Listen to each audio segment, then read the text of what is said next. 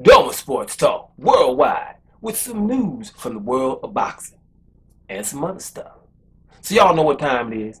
You ain't in a rush to get concussed. Now we're in the middle of the weekend, ain't nothing but Saturday, right? And we've already got some very impressive things that's going on in the world of sport and boxing. We'll get to the boxing in a second. You know, two great fights, a few pretty good fights, but two kind of very significant ones, right? Cepeda was also significant, but not as significant as these other two.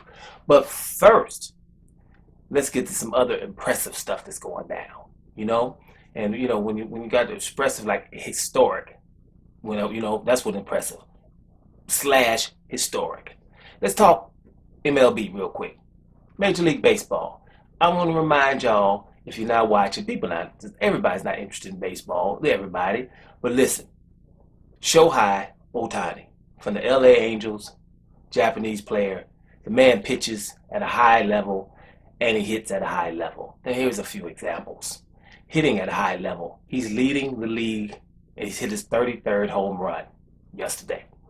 33rd home run.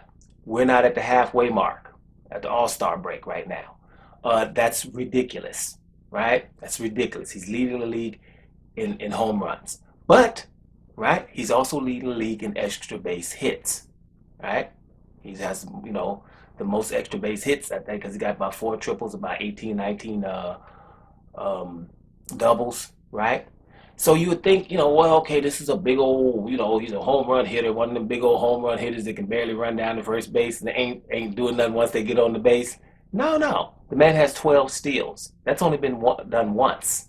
To someone that has over 30 home runs and over 12 steals at the All-Star break, right? That's what he has. He's fast on the base paths. Give you an example of his speed. He's stolen third before. I've seen him steal against left-handed pitchers, which is not that easy. Steal against left-hand pitchers as well. And like I said, stealing third base as well. Good base runner, right? But here's another thing to show you his speed, because he's one of the fastest guys in the league. But his speed, he bunts as well, right? So I hit all these home runs, but if you mess around, we'll bunt as well.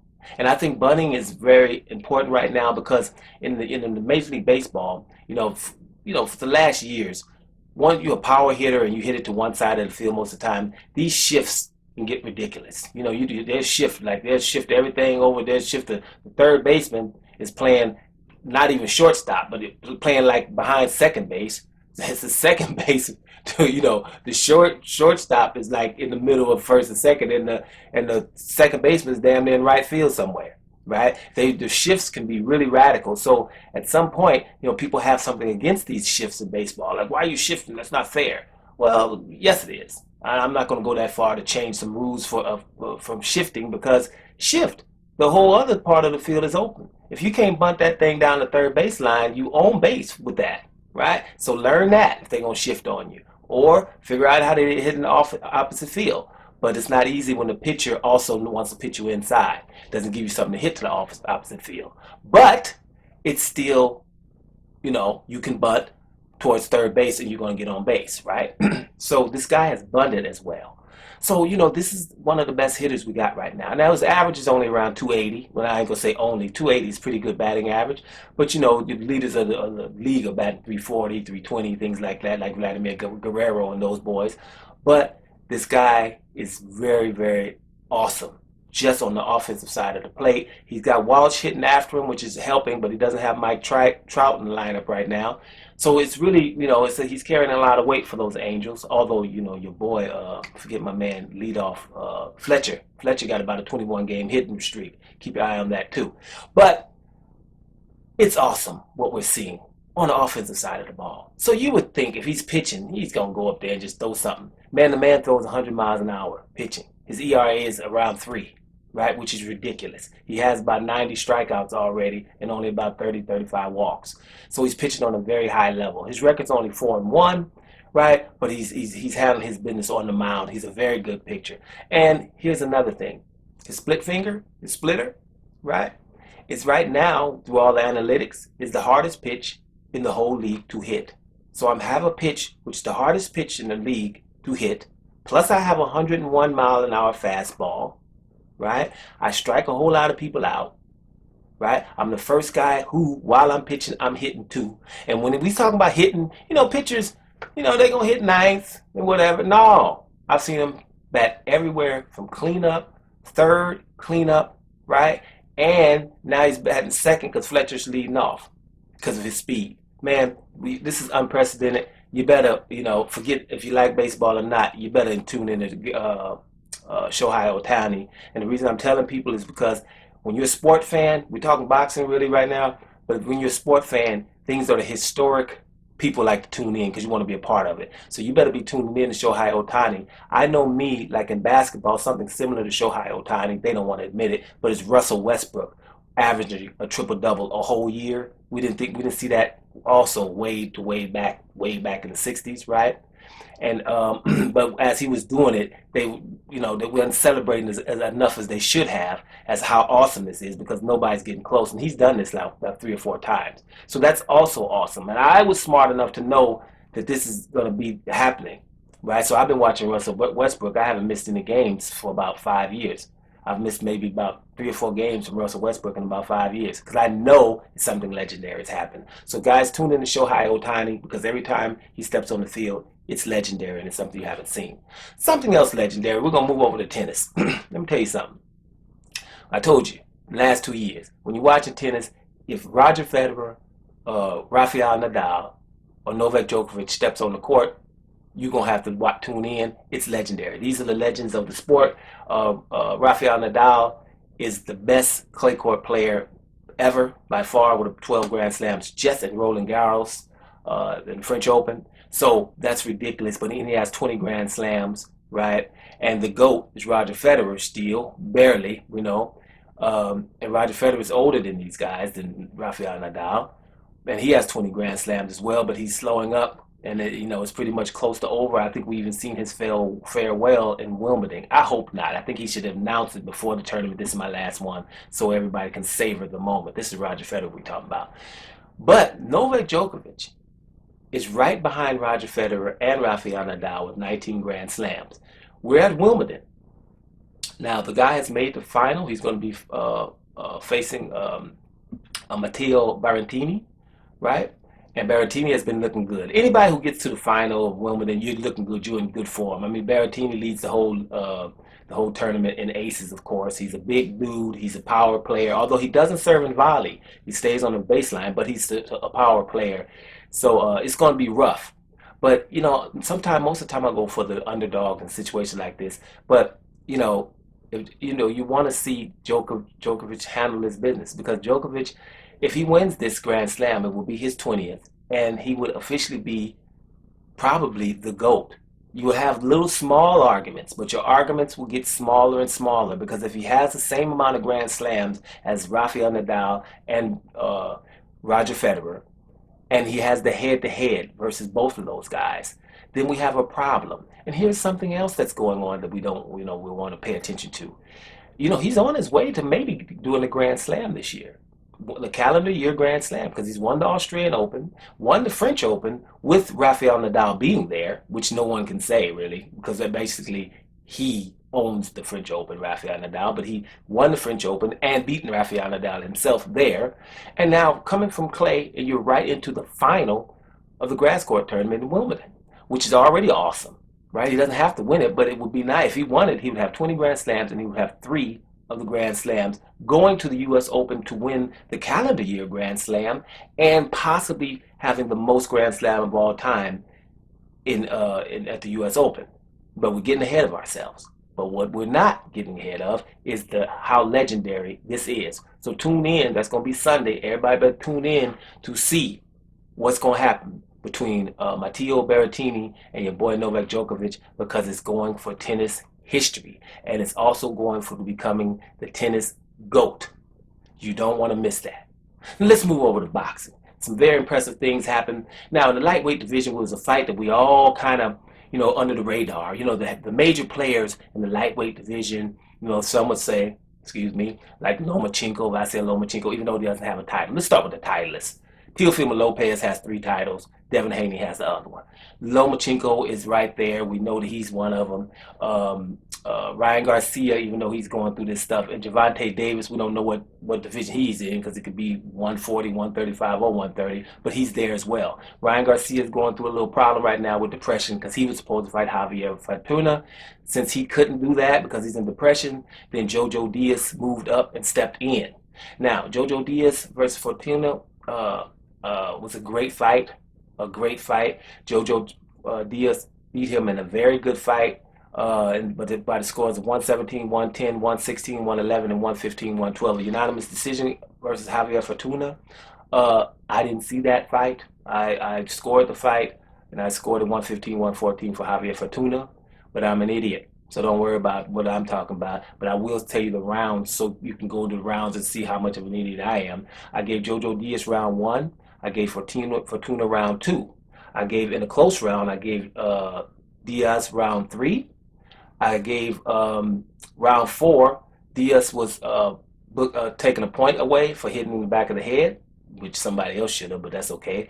But I still gave it a 9-9 round, right? Because I think that Diaz maybe won that round, but the point was taken away. So, and then round 5 and 6, I gave number 5 to Fortuna. I gave number 6 a tie. I gave number 7 to Diaz. I gave number 8 to Fortuna. I gave number 9 a draw. I gave 10 to Diaz. I gave 11 to Fortuna and 12 to Fortuna. Right? So whatever. But my point here is it was a closer fight than 117, 110. And here's the point. Even though I had Fortuna edging it out a little, no. There's no problem at all with Jojo Diaz winning the fight because he was doing some great body work. He was, but I just think that I saw Javier Fortuna doing a lot of things and wouldn't get mentioned in that much, but I was really trying to pay attention here.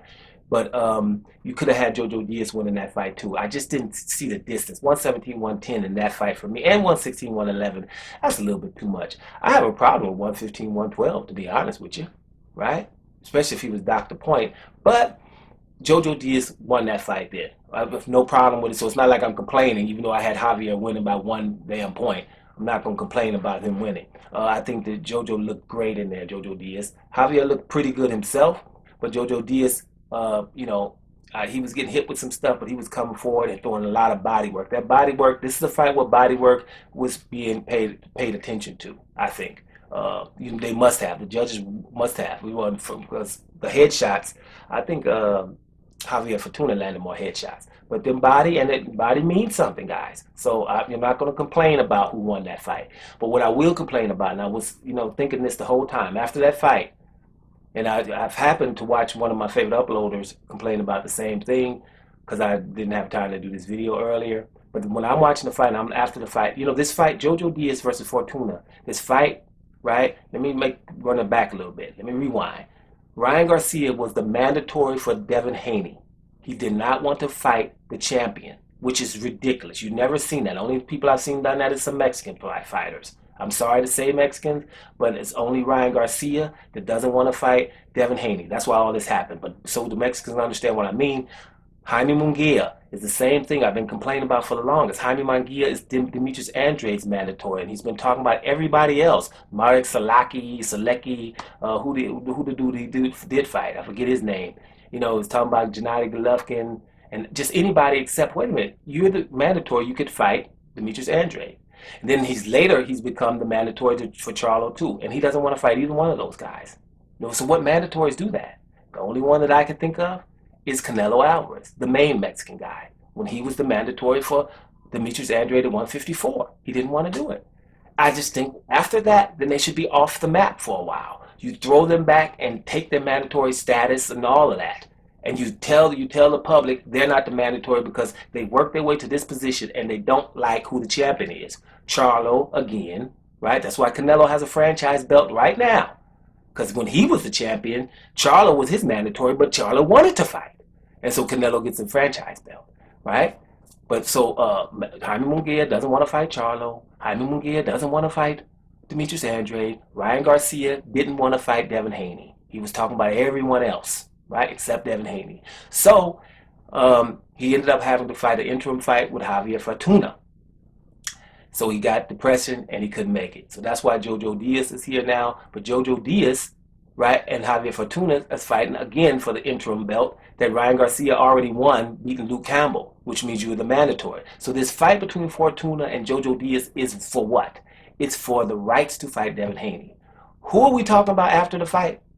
We're talking about the guy who has depression right now, Ryan Garcia, the guy who is the reason why this fight happened, because he ain't gonna fight Javier Fortuna. So we get Jojo Diaz wins the fight, and he's not talking about Devin Haney. Jojo Diaz mentioned Devin Haney once after the fight. Everybody else, the commentators, everybody else did not mention Devin Haney. They talking about Ryan Garcia, Oscar De La Hoya after when they interviewed him. Ryan Garcia, he's depressed right now. So this fight was to fight the mandatory. So they're leaving Devin Haney out of the mix as the champion. Jojo Diaz is supposed to get out there after that fight and say, hey, I fought this fight so I can get the belt at this division. And the belt, I got to go through Devin Haney. But he didn't. So that's my only complaint about that fight. Now, another impressive fight.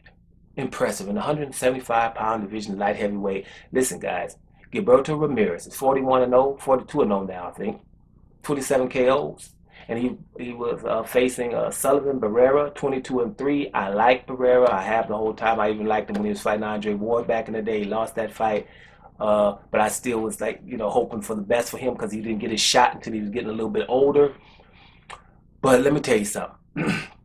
Gilberto Ramirez is he's a force. He's been a force. 41-0 speaks for itself, but he's a force. He knocks out Sullivan Barrera with body blows. Well, the last blow was a left hand, but he hit him to the body 2 times, had him down and 3 times in the fight, and stops him in the 4th round KO or stoppage. Ramirez should be a superstar already, and I think when you got Ramirez, I think he's not going to be trying to take shortcuts to become a superstar. He's one of the reasons that Canelo Alvarez has said since last year that he doesn't want to fight any Mexican fighters. What Canelo Alvarez was talking about was this guy here, Gilberto Ramirez, and of course, David Benavidez. Those are the 2 he was talking about, because when he said that, Gilberto Ramirez was still a 168-pounder. He's a 175-pounder, and he wants the best. He wants Demetrius Bivol and whoever else after that.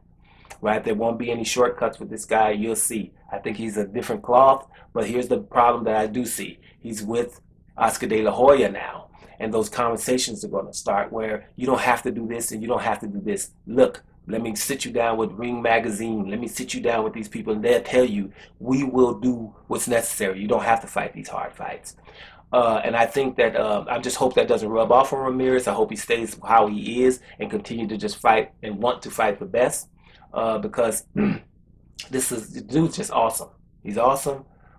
He's got these movie star looks. He's cool, and he's cool under pressure, because Barrera early was bringing something, trying to hit him with some things, and hit him a couple of times. I liked his punch resistance, Gilberto Ramirez. That's one reason I like Canelo too.